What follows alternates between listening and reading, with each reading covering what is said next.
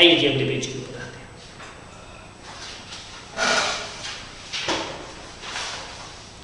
A point comes where the company reaches to a very big level and it requires a huge capital investment for their business growth. तब वो क्या करते हैं, IPO, initial public offer. Initial public offer जब आप पहली बार अपनी जिंदगी में पब्लिक के पास पैसा मांगने के लिए आते हैं, दैट इज IPO। और अगर आपको फ्यूचर में दोबारा पैसे की जरूरत पड़ती है तो आप FPO लेकर आते हैं। मे बी सेकेंड टाइम और it may be 20th time, it may be the 100th time, उसको हमेशा FPO कहा जाता है। सर पहली बार जब आप पब्लिक के पास शेयर लेकर जाते हैं उसको IPO, और हर बार जब आप उसके नेक्स्ट टाइम जाएंगे तो उसको बोलते हैं फॉलो ऑन पब्लिक ऑफर, कि आप दूसरी बार, तीसरी बार, पांचवी बार, 100वीं बार पब्लिक के पास अपने शेयर्स लेने हैं। And it always depend upon your good, ठीक है। अगर आपकी गुडविल है तो 50वीं बार भी जब आप जाएंगे तो पब्लिक खुश हो कि आपको अपना पैसा देना चाहेगी, बिकॉज आपकी कंपनी की गुडविल अच्छी है। बट अगर आपकी कंपनी की कभी गुडविल अच्छी नहीं हुई तो आप पब्लिक के पास पैसा मांगने जाएंगे तो पब्लिक डिनाई करते हैं कि sir sorry we are not interested in your shares, और उसको हम बोलते हैं कि पब्लिक ऑफर फेल हो जाना। 90% सब्सक्रिप्शन अगर आपके पास नहीं आती, अगर आपने कहा कि मैं 5 लाख शेयर्स देना चाहता हूं और अगर आप वो 90% भी लोगों ने सब्सक्राइब नहीं किया तो आपको सारा पैसा रिफंड करना पड़ेगा। इसको हम बोलते हैं पब्लिक ऑफर फेल हो जाना। And it is matter of, it is an case of big shame, ठीक है जी। मार्केट में बहुत दूर तक बात जाएगी कि आपका पब्लिक ऑफर फेल हो गया, पब्लिक ने आपको अपने पैसे देने से मना कर दिया। तो हमेशा सिर्फ वो कंपनीज आती हैं जी जो बड़ी श्योर शॉट होती हैं, और अगर कोई श्योर शॉट नहीं है तो उसको हमारी एडवाइस होती है सर बहुत ज्यादा शेयर्स मत लेकर, कम शेयर ले आओ, फिर कभी बाद में और ले लेंगे, अभी कम शेयर क्योंकि आपकी इतनी डिमांड है नहीं। या फिर अंडरराइटिंग, अंडरराइटिंग पता है, ठीक है। आप अंडरराइट करवा दीजिए कि अगर पब्लिक ने ना लिए तो आपको ही लेने पड़ेंगे, ठीक है। और अंडरराइटिंग को हम कमीशन टाइप्स में पढ़ते हैं कि सबसे पहले authorised share capital. Authorised share capital is कि गवर्नमेंट की तरफ से जब आप कंपनी बनाते हैं तो आपको ऑथराइज्ड शेयर कैपिटल अपनी बतानी पड़ती है कि किसी भी पॉइंट ऑफ टाइम पे इससे ज्यादा शेयर्स हम इशू नहीं कर सकते, ठीक है, किसी भी पॉइंट ऑफ टाइम पे। बट अगर आप अपनी ऑथराइज्ड शेयर कैपिटल को बढ़ाना चाहते हैं डेफिनेटली यू कैन, ठीक है। It is the maximum amount of the capital which a company can issue.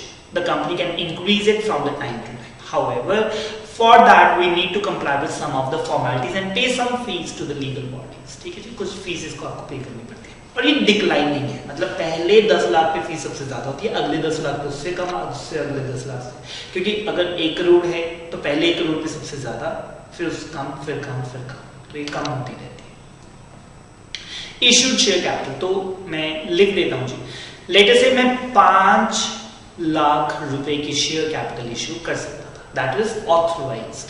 उसमें से फॉर द टाइम बीइंग मैंने कहा कि मैं 30,000 शेयर इंटू 3 लाख रुपए की शेयर कैपिटल इशू करना चाहता हूं। सो that is the issued share capital. तो 5 लाख में से 3 लाख, मैं कहा 2 लाख फिर कभी लेंगे, अभी तो सिर्फ 3 लाख भी मिल जाएंगे तो अपना काम चलता है। सब्सक्राइब, उसमें से लेटर से पब्लिक ने सिर्फ 28,000 शेयर सब्सक्राइब के 10 रुपए का एक, तो 2,80,000 रुपए के मेरे शेयर्स पब्लिक ने सब्सक्राइब कर दिए। चले आगे, ये सब आपके आई बिलीव है ना, आपका बहुत अच्छे से पढ़ रखा है, फाइन। उसमें से है जी paid up share capital. Later से मैंने अभी फुली कॉल्ड अप नहीं किया, मैंने उसमें से अभी 8 रुपए मंगवाए हैं। सो दैट इज, या फिर 50% मंगवाया तो 2,80,000 में से 1,40,000 इज द पेड अप। बाकी as and when I would be requiring I would be calling it. यहाँ पर एक और चीज आपको प्रैक्टिकल वर्ल्ड की बताना चाहता हूँ। जितने भी IPOs आते हैं हमेशा, no exception, always fully paid up shares ही होते हैं, ठीक है। सो जो हम आपको +1 +2 में आपकी ऐसी तैसी फेरते हैं, 2 रुपए मंगवा दिए, फिर 3 रुपए मंगवा दिए, all in when, all in when. उसकी प्रैक्टिकल लाइफ में कोई यूसेज नहीं है जी, ठीक है। कंपनी कहती है कि सर अभी इतने चाहिए ही नहीं, ठीक है, फिर क्यों मंगवाए। लेटर से आप कहते हैं कि sir why not the companies avail this option.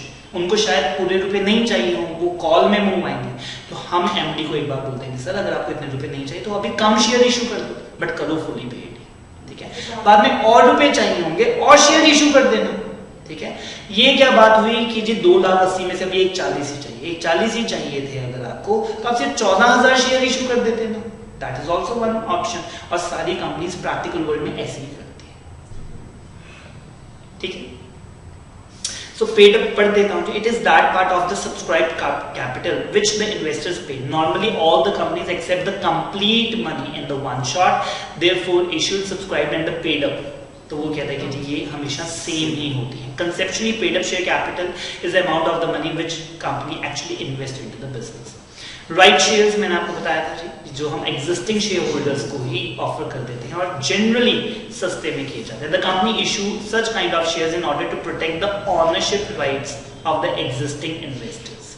ये लाइन क्या है? टेक ओवर बिड्स जैसे लगती है कि जो अगर आपके पास 51% या उससे ज्यादा शेयर है तो आप रियल ओनर हो गए. तो अगर कंपनी और शेयर इशू करती है जिसके पास मान लो 50% है तो मतलब बाकी 49% है तो वो उसके पास अगर 2% शेयर या 2% से ज़्यादा शेयर हो गए तो वो उसके पास ओनरशिप राइट्स आता है उसके कंपनी के. तो ये उससे बचने के लिए परफेक्टली सेट.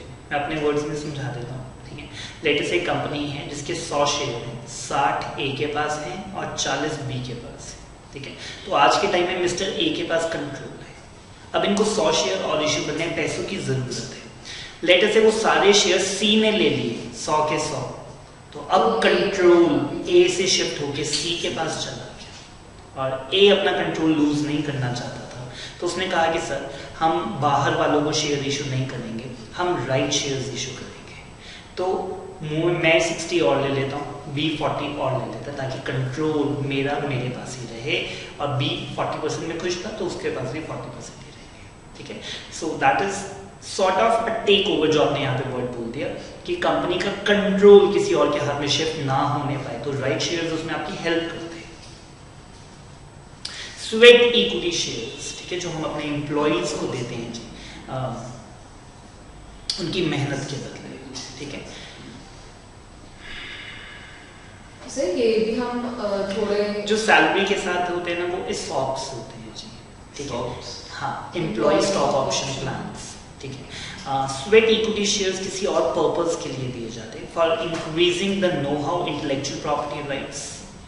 ठीक है, जब कोई एक्सेप्शनल जॉब करता है इंटेलेक्चुअल प्रॉपर्टी राइट्स या फिर नो हाउ, ठीक है, और the goodwill of the company अगर आप बढ़ा देते हैं. ठीक है, इसकी एक आधी आपको एग्जांपल देता हूँ. लेटेस्ट से हमारी कंपनी R&D करती है. ठीक है, और हम मेडिसिन बनाते हैं. ठीक है, और हमने पूरे R&D के अंदर जितने भी साइंटिस्ट हम सबको लगाया हुआ है कि आप कोविड के ऊपर काम कीजिए.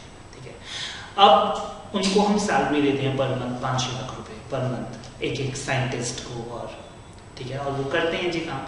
And they are very settled. 5 lakh रुपये बहुत है. ठीक है, कितनी अच्छी जिंदगी हम जी रहे हैं.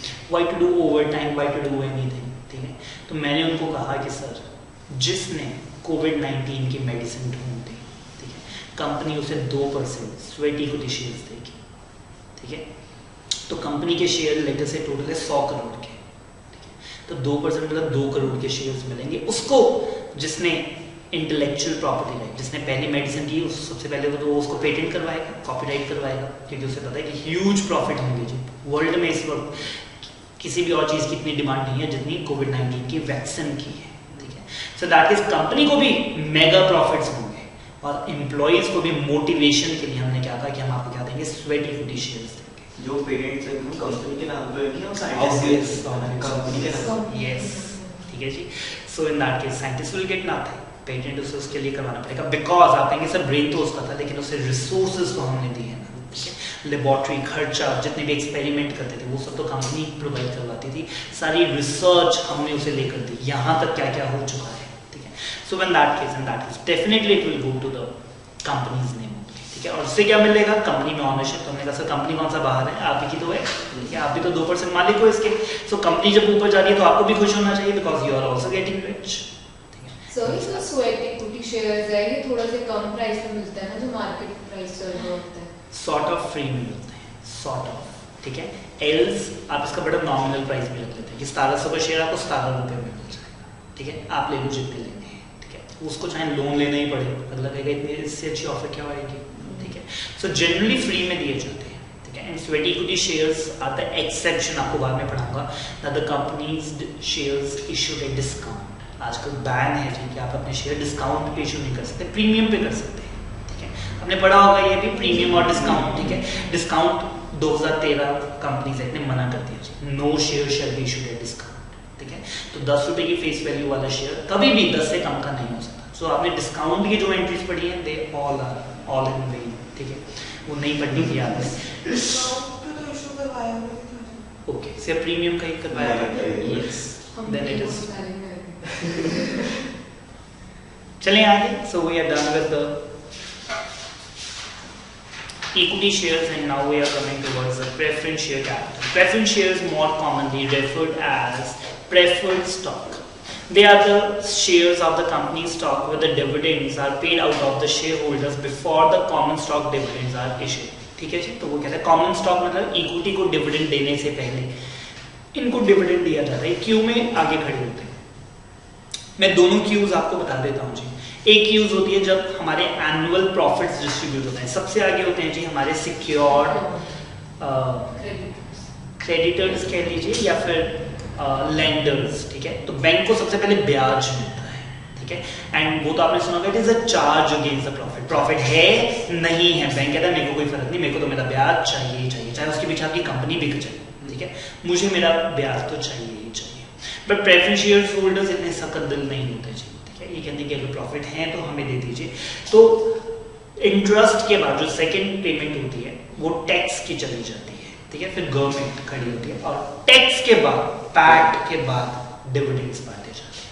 तो अगर टैक्स पे करने के बाद भी कुछ रुपए बच गए, ऑब्वियसली बच गए होंगे, सो इन दैट केस क्योंकि टैक्स 30% है तो जो भी रुपया 70% बच गया उसमें से पहले प्रेफरेंस को डिविडेंड दिया जाता है। फिर भी अगर कुछ पैसा बच गया तो इक्विटी को डिविडेंड आप दे भी सकते हैं और नहीं भी दे सकते, वो आपकी मर्जी है। सर एप्रोप्रिएशंस वो होती है ना जो मतलब कंपल्सरी नहीं होती है, अगर पैसा है तो कर दो। हाँ, ठीक है, dividend appropriation. Yes, dividend is the appropriation of the profit, और जो इंटरेस्ट है दैट इज अ चार्ज, वो तो आपको देना ही पड़ेगा, बिल्कुल ठीक है।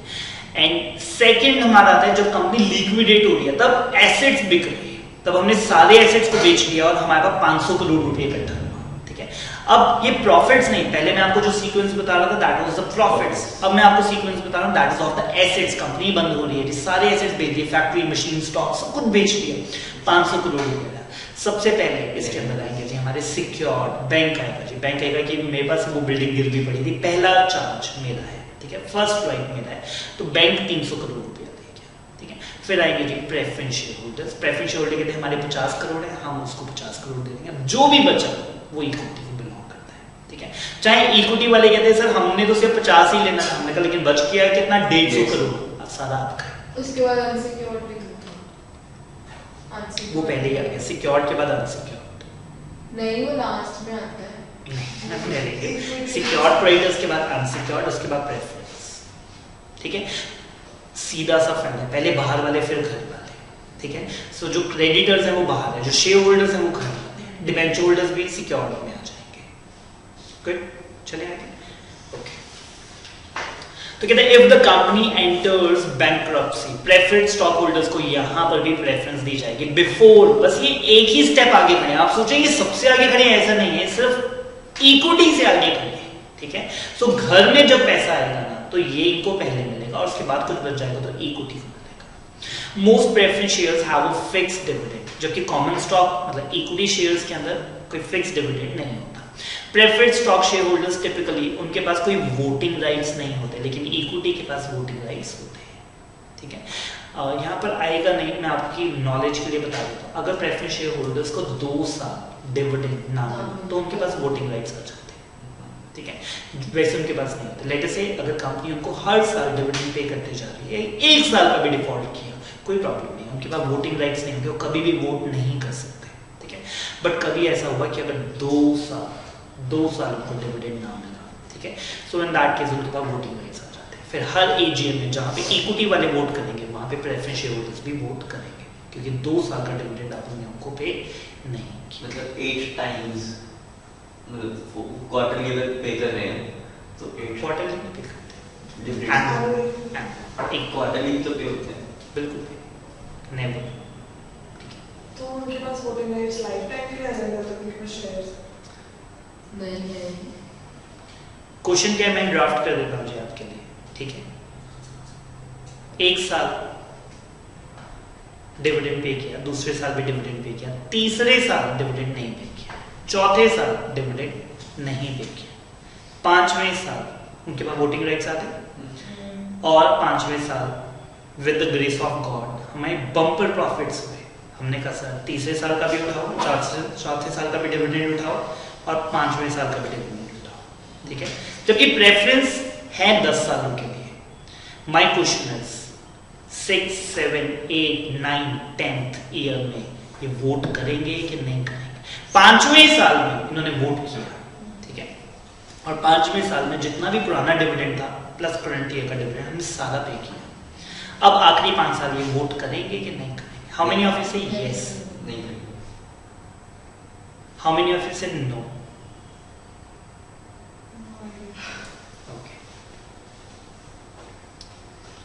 So majority of the students are wrong, ठीक है, they will vote for it जब तक उनको रीपेमेंट नहीं हो जाते कंपनीज एक्ट के प्रोविजन। रीपेमेंट हो तो गई 10 साल के बाद, 10 साल के बाद जब उन तक उनका प्रेफरेंस शेयर उनको रीपे नहीं हो जाता, ठीक है। तो एक बार 2 साल का डिफॉल्ट होगा तो उनके पास जब तक शेयर है तब तक वोटिंग राइट है। क्लियर? एक चीज और पूछी गई यहाँ पे, कहते सर 2 years कॉन्टिन्यूस है। किसी ने पूछा कि 2 years कॉन्टिन्यूस है, लेटे से तीसरे साल नहीं दिया, चौथे साल दे दिया, 5वें साल नहीं दिया, छठे साल दे दिया, तो यहाँ पे फिर तो मैं ऐसे ही करूँगा, हर ऑल्टरनेटिव ईयर पे कहूँगा नहीं मिलना ना, उनके पास वोटिंग राइट्स आएंगे, है ना।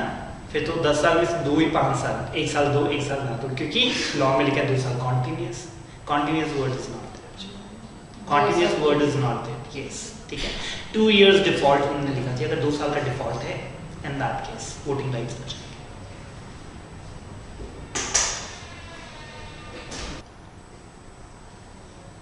So moving ahead to the types of the preference shares, सबसे पहले जी cumulative preference shares, ठीक है। cumulative preference shares हैं जिसमें हमने क्या कहा कि सर अगर आपको इस साल adequate profits नहीं है, कोई बात नहीं, आप डिविडेंड मत दो, अगले साल 2 साल का दे देना, ठीक है। दूसरे साल भी आपको adequate profits नहीं हुए, तीसरे साल 3 साल का दे देना।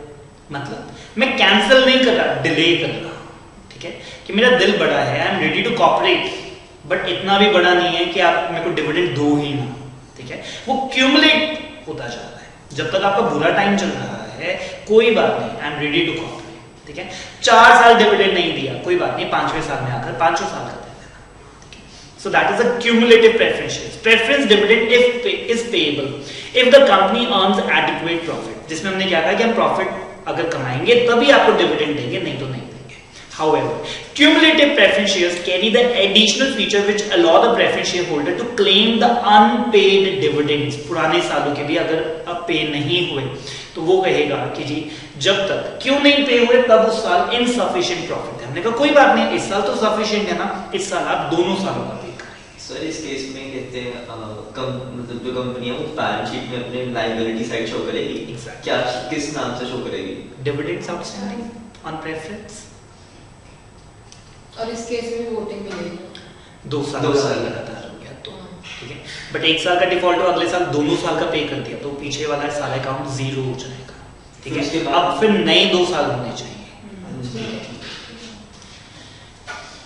नॉन क्यूमुलेटिव, इसमें हमने कहा कि सर जिस साल प्रॉफिट नहीं मिला, जिस साल डिविडेंड नहीं मिला, अब कभी मिलेगा भी नहीं, क्योंकि रात गई बात गई, यहाँ पर कैरी फॉरवर्ड नहीं होगा, ठीक है।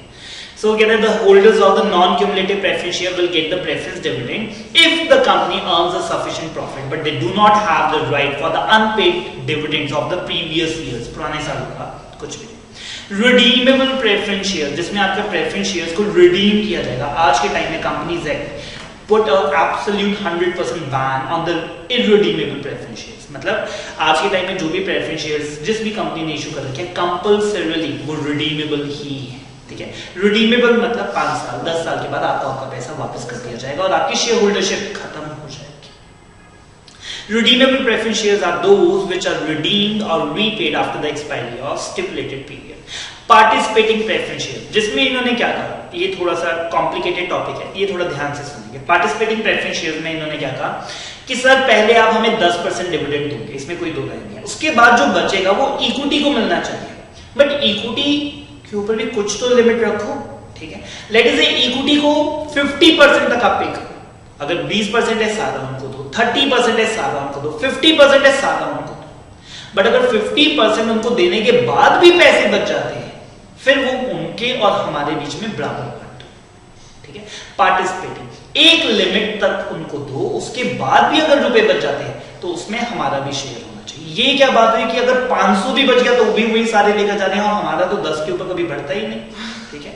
सो हम भी तो बड़ा रिस्क ले रहे हैं। So participating beyond limit, equity को बियॉन्ड लिमिट के बाद हम भी शेयर करेंगे। वो नंबर ऑफ शेयर्स भी इक्वली डिवाइड करेगा ना? यस, ठीक है।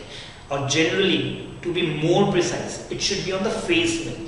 अगर एक का शेयर 10 रुपए का और मेरा 100 रुपए का है तो नंबर ऑफ शेयर्स जो है ना मेरे तो उसके 10 के बराबर हो गए, ठीक है। It is upon the face value, जिसने जितने रुपए कंट्रीब्यूट कर रखे हैं उसे उतने शेयर मिल जाए, ठीक है। और फेस वैल्यू एक और जगह हमारी हेल्प करता है, उसका 10 रुपए पार्टली पेड अप है, 5 रुपए मेरे पुराने शेयर थे, मेरा 10 रुपए फुली पेड अप है। अगर नंबर ऑफ शेयर करें तो उसके पास भी एक है, मेरे पास भी एक है, बट मेरे तो 10 रुपए कंपनी यूज कर रही है, उसके से 5 रुपए यूज कर रही है। So it is always upon the paid up face value to be more accurate. So participating preference shares are entitled to share the surplus profit and the surplus assets in addition to the preference dividend. But मैंने आपको बताया surplus कब, equity को भी एक limit तक पहले पे किया जाए, उसके बाद जो सरप्लस होगा ओनली दैट। नॉन पार्टिसिपेटिंग इसमें सिर्फ 10 ही मिलेगा जी, कुछ हो जाए, कंपनी को चाहे 10 करोड़ का प्रॉफिट हो जाए, आपको सिर्फ 10 रुपए मिलेंगे, बाकी सब इक्विटी को ही बिलोंग करेंगे। So non-participating preference shares are not entitled to share the surplus profit and the surplus assets like the participating. Fine? मेरे को non-participating ज्यादा पसंद, ठीक है। इक्विटी ही true risk owners and they are going to stay forever, क्योंकि मैंने आपको बोला ये हमेशा रिडीमेबल होंगे। ये हमारी कंपनी में है टेम्परेरी फेज के लिए, 5 साल के लिए, 10 साल के लिए, फिर ये बोलिया बिस्तर पैक करके चले जाएंगे, ठीक है। बट इक्विटी स्टेज फॉरएवर, ठीक है। सो मैं हमेशा इक्विटी के डिविडेंड, इक्विटी के शेयर बढ़ाने के फेवर में रहता हूं, because they are the true owners, ठीक है।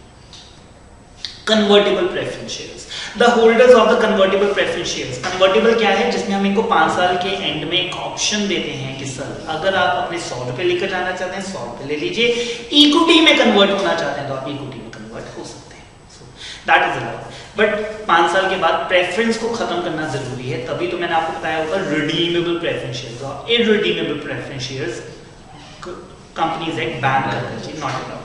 So the holder of the convertible preference shares are given an option to convert whole or the part of their holding into the equity shares after a specific period of time.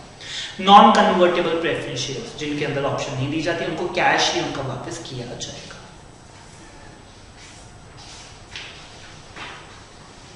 Proceeding ahead to the debentures. पता है आप सबको debentures? Debenture is nothing else but just the acknowledgement of a debt. Acknowledgement of a debt. Company ने अगर आपसे कुछ पैसे उधार लिए हैं तो उसके बदले में आपको डिबेंचर इशू किया जाता है। Debenture certificate is just the acknowledgement of a debt. देखिए मेरे पास 2 ऑप्शंस हैं, या फिर तो मैं 500 करोड़ रुपया बैंक से ले सकता हूँ, ठीक है, या फिर मैं 1 लाख लोगों से हजार रुपया ले सकता हूँ और उनको मैं डिबेंचर्स इशू कर दूंगा। डिबेंचर्स का जो बेस्ट फायदा रहता है दैट इज देयर ट्रांसफरेबल, ठीक है। आपके पास पैसे थे, आपने मुझे दिया, मैं 2 साल आपको ब्याज दिया, अब आपको आपके पैसे वापस चाहिए, मैं तो नहीं वापस करूंगा, आप मार्केट में डिबेंचर किसी और को बेच दो, ठीक है, वो आपको आपके पैसे दे देगा, मैं उसको ब्याज पे कर दूंगा, ठीक है। सो दीज आर ट्रांसफरेबल, इसमें आपका पैसा ब्लॉक नहीं होता फॉरएवर। तो अगर आपने किसी कंपनी का डिबेंचर खरीद भी लिया 10 साल वाला, 15 साल वाला, 20 साल वाला, इन दैट केस आप 2 साल बाद भी उसे बेच सकते हैं, that is not a problem, ठीक है। क्या डिबेंचर्स इररिडीमेबल हो सकते हैं? The answer is big no, ठीक है। जब प्रेफरेंस शेयर्स पे बैन लगा तो साथ के साथ उसी दिन डिबेंचर्स पे भी बैन लगा कि ये भी रिडीमेबल ही होनी चाहिए। A company may raise the long-term finance to the public borrowings. These loans are raised by the issue of debentures. A debenture is a document under the company's seal which provides the payment of the principal sum plus हम आपको interest पे करेंगे at the regular intervals, which is usually secured by a fixed or the floating charge. जो debentures होते हैं generally fixed secured होते हैं, ठीक है। हम चार्ज क्रिएट कर देते हैं कि कंपनी की जो बिल्डिंग है वो आपके पास गिरवी पड़ी है, कल अगर कंपनी आपके पैसे नहीं पे कर पाती तो ये बिल्डिंग को बेच के जो भी रुपए मिलेंगे सबसे पहले आपको नहीं जाएंगे, ठीक है। ऑन द कंपनीज प्रॉपर्टी और the undertaking which acknowledges a loan. मैंने आपको क्या बोला था कि debenture is what? Acknowledgement of a loan. जिसमें कंपनी एक्नॉलेज करती है कि हमने आपके इतने रुपए दिए हैं और इतने ब्याज पे देने। A debenture holder is a creditor of the company. A fixed rate of dividend is paid upon the debenture. The interest on debenture is a charge on the profit and loss of the company. The debentures are generally given on a floating charge over the assets of the company. Floating charge fixed. सारे assets पे होता है। ध्यान से सुन लीजिए please. Fix charge होता है जिसमें आपको पता है कि कौन सा एसेट आपके पास है, ठीक है। फ्लोटिंग चार्ज हम उस एसेट्स के ऊपर क्रिएट करते हैं जो कि वेरिएबल होते हैं, ठीक है। लेट से ओला कैब की एक कंपनी है, ठीक है, जिनके पास 500 गाड़ियां हैं और 500 गाड़ियों के लिए उन्होंने डिबेंचर्स इशू किए। वो उन्होंने क्या कहा कि ये 500 गाड़ियों के ऊपर आपका फ्लोटिंग चार्ज है, ठीक है। मतलब यही 500 नहीं है। लेट से कल हमारी 5 गाड़ियां डैमेज हो गई, हमने वो बेच दी और नई 10 ले ली, तो अब जो नए एसेट्स ऐड ऑन किए उस पर भी आपका चार्ज है और जो पुराने निकल गए तो वो फिक्स नहीं है कि यही 500 है और कोई नहीं, ठीक है। कि उन 500 में से 100 चली गई, 200 नहीं आ गई, तो अब वो 600 गाड़ियों पे आपका चार्ज है, ठीक है। द बंडल ऑफ एसेट्स के ऊपर आपका फ्लोटिंग चार्ज है जब तक ये क्रिस्टलाइज नहीं हो जाता, जिस दिन आप उसे इन्वोक नहीं करते, एक्टिवेट नहीं करते, तब तक ये चेंज होते रहेंगे, ठीक है। सो जितने भी चले गए और जितने नए आ गए बाय डिफॉल्ट आपका उसके ऊपर चार्ज बनता ही रहेगा। कंपनी के सारे एसेट्स पे चार्ज होएगा?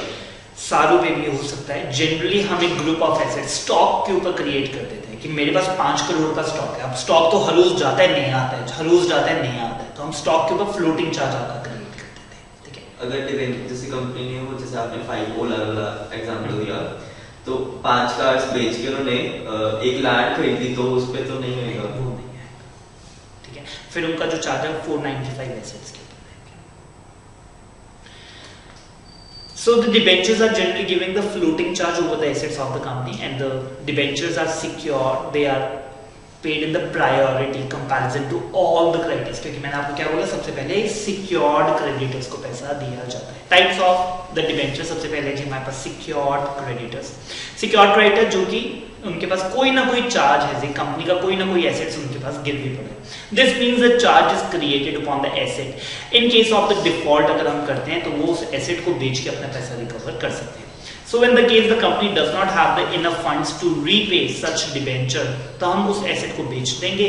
और वो कहते हैं चार्ज फिक्स भी हो सकता है, फ्लोटिंग। फिक्स मतलब जिसमें आपको पता होता है कौन से एसेट्स हैं, फ्लोटिंग मतलब अगेंस्ट ऑल द एसेट्स या फिर बंडल ऑफ एसेट जो कि फ्लक्चुएटिंग नेचर के हैं, जो हर रोज प्लस माइनस होते रहते हैं। और वो फिक्स कब होता है? फ्लोटिंग भी अल्टीमेटली फिक्स में कन्वर्ट हो जाता है जिस दिन उसे इन्वोक किया जाता है। जिस दिन उसने पिटीशन फाइल कर दी कोर्ट के अंदर कि सर मुझे मेरा पैसा चाहिए, उस दिन ताला लग जाएगा जी। उस दिन जो भी एसेट्स अंदर पड़े हैं वो सारे are liable to the payment. Unsecured जिसके अंदर आपके पास कुछ भी गिरवी नहीं, उस दिन तो ओनरशिप कंपनी से हट के वो क्रेडिटर्स पे चले गए। नहीं, थोड़ी सी वर्ड्स का झोल है जी। ऑनरशिप कंपनी के पास ही रहेगी, उनको कंपनी ही बेचेगी।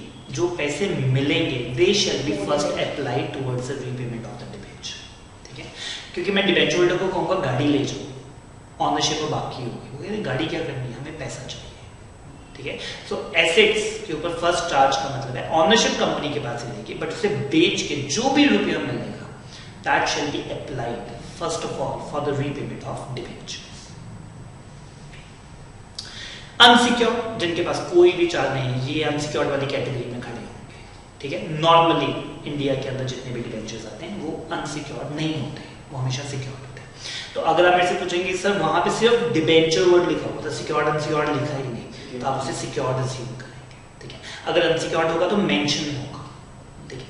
तो generally safe option, safe assumption secure की जाती है। रिडीमेबल तो वो कहते हैं कि एक फिक्स टर्म के लिए हम इसे कर देते हैं, which means that at the end of the specified period, जो भी आपने बताया, जो इंडिया में जनरली 20 साल के लिए अलाउड होते हैं, ठीक है, ज्यादा से ज्यादा। तो वो कहते हैं कि आप लमसम या इंस्टॉलमेंट में भी पे कर सकते हैं ओवर द टाइम। कई बार कंपनी क्या करती है 15 साल के बाद हर साल, देखिए अब 20 साल के बाद इकट्ठे मेरे को 2000 करोड़ रुपए देने पड़ेंगे ना, बड़ा मुश्किल होता है। कंपनी कहती है 15 साल के बाद हर साल 20% रिडीम करती है, ठीक है। तो पहले 20 कर लिए, फिर 20 कर लिए, और फिर वो 5 साल में सारे रिडीम हो जाते हैं। That is a good plan. Such debentures are redeemable at par, premium और discount पे भी redeem किए जा सकते हैं। प्रेफरेंशियल जो रिडीमेबल है वो भी इंस्टॉलमेंट्स में हो सकते हैं।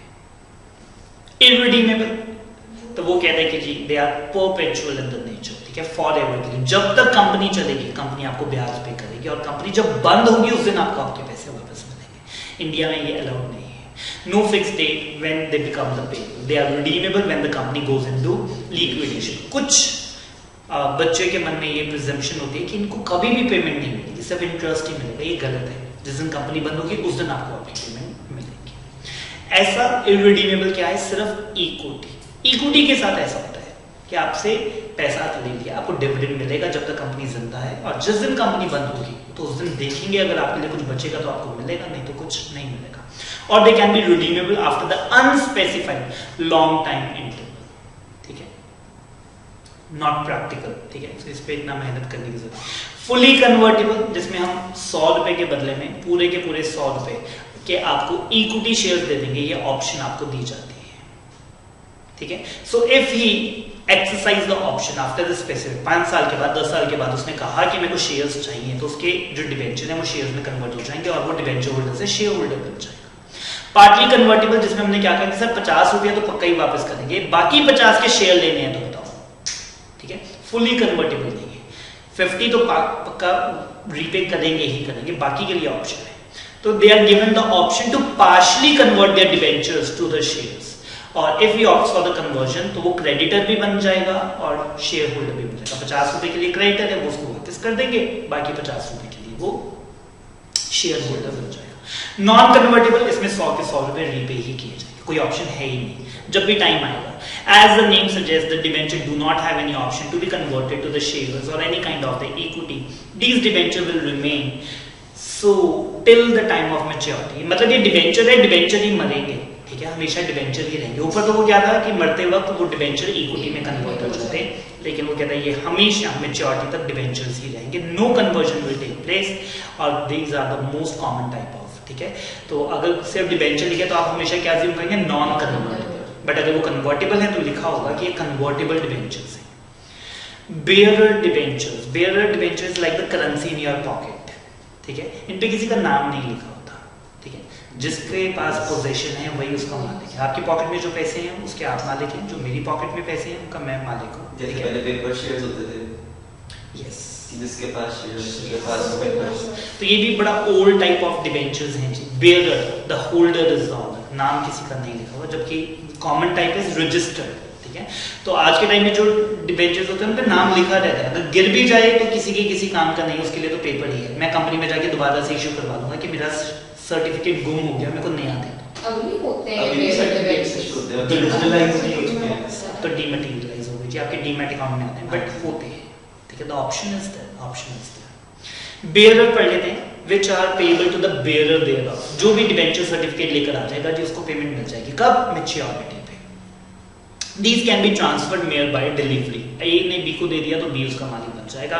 Interest is to be paid to the person, जो इंटरेस्ट कूपन लेकर आता है, ये भी बता देता हूँ जी आपको। बेयरर के ऊपर ना 10 कूपन्स लगे होते हैं साइड पे, ठीक है, क्योंकि हमें पता ही लगेगा किसको ब्याज है, ठीक है। सो 10 कूपन्स होते हैं, first year, second year, third year. तो फर्स्ट ईयर वाला कूपन फाड़ कर जो भी लेकर आएगा वो कूपन दे दे और इंटरेस्ट ले जाए। दूसरे साल का कूपन ले आओ, तीसरे साल का कूपन ले आओ, 10 साल के बाद पूरा का पूरा सर्टिफिकेट ले आना, सर्टिफिकेट दे जाना, अपना 100 रुपया वापस ले जाना, ठीक है। सो उसकी साइड पे कूपन्स होते हैं जी इंटरेस्ट रेट के। इसीलिए बहुत बार ना पेपर में आ जाता है कूपन रेट, ठीक है, नाम कहां से पड़ा? इंटरेस्ट रेट को कूपन रेट कहते हैं, ठीक है। सो इंटरेस्ट के कूपन्स मिला करते थे पुराने टाइम में जी, जब आईटी इतना अच्छा नहीं था, जब रिकॉर्ड्स इतने अच्छे मेंटेन नहीं होते थे, इन दैट केस तब ये बेयरर डिबेंचर्स होते थे और उसमें 10 कूपन्स रहते थे, फर्स्ट ईयर का, सेकंड ईयर का।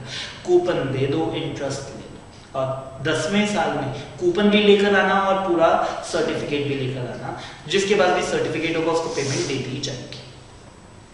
Registered debentures are those which are payable to the person who appears in the register of the debenture, जिसका नाम हमारे किताबों में चढ़ा हुआ है उसी को मिलेगा जी। They can be transferred only by executing a transfer deed, and interest is also paid only to the registered holder, और किसी को नहीं पे करेंगे, ठीक है। चाहे आप सर्टिफिकेट भी उठा लें, बट अगर मेरे नाम का है तो आईडी प्रूफ देके ही पैसा मिलेगा कि आप राघव सिंघानिया हैं कि नहीं है। अगर कोई और होगा उसके पास आईडी प्रूफ नहीं होगा, बट नाम तो राघव सिंघानिया का लिखा है, एंड दैट केस आपको पेमेंट नहीं मिलेगी। So we are done with the debentures as well. आगे ये 2 स्कीम्स के बारे में आपके मॉड्यूल में था, इसके बारे में 2 मिनट लगाते हैं जिसके ऊपर, ठीक है। ये बिल्कुल भी रेलिवेंट नहीं है। एक स्कीम हम लेके आए जी सफूर्ती नाम से, that scheme of fund for the registration and the traditional industries, जिसके अंदर ना ये इंडिया के अंदर सभी लोग कंप्लेन करते हैं कि इंडिया में ना आपने क्लस्टरिंग नहीं की।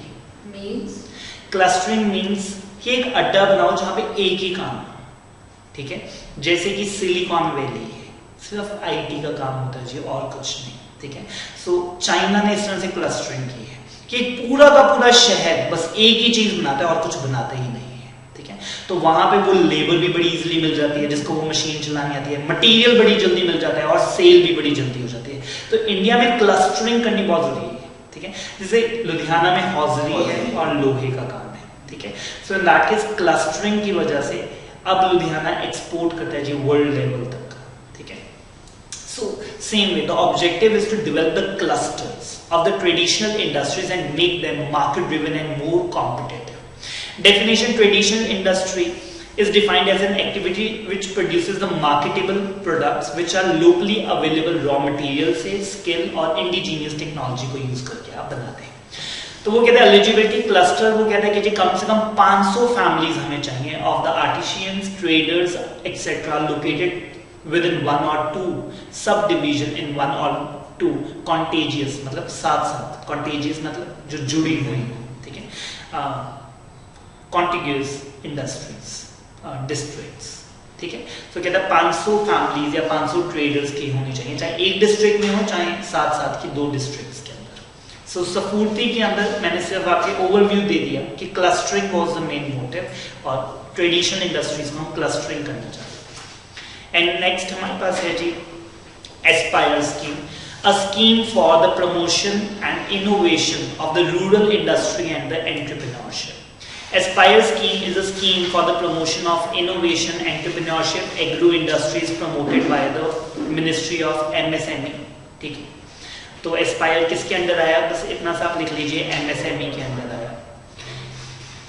It will promote the innovation and the rural entrepreneurship through the rural livelihood business incubators, technology business incubators and the fund of fund for the start। तो ये 3 तरह से आपकी हेल्प करेंगे जी। एक तो रूरल लाइवलीहुड कमाने में आपकी हेल्प करेंगे, टेक्नोलॉजी अपग्रेड करेंगे और पैसे भी आपको देंगे, ठीक है। फंड ऑफ फंड्स एग्जीक्यूटिव का टॉपिक है जी, I am skipping it for the time being, ठीक है। आई एम स्किपिंग, थोड़ा सा लंबा टॉपिक है जी, मैं फंड ऑफ फंड्स को टच नहीं करूँगा। तो स्टार्टअप क्रिएशन के लिए in the agro based industry, ठीक है, क्योंकि रूरल बेस्ड था जी, एग्रो तो आना ही था।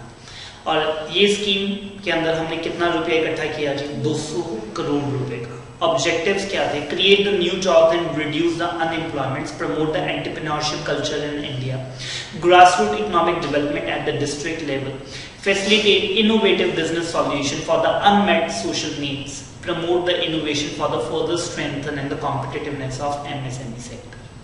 Fine. So that is it.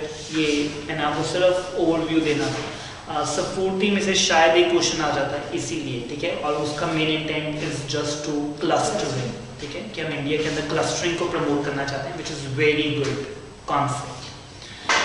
So that is it for today and we are done with the chapter number 4 as well.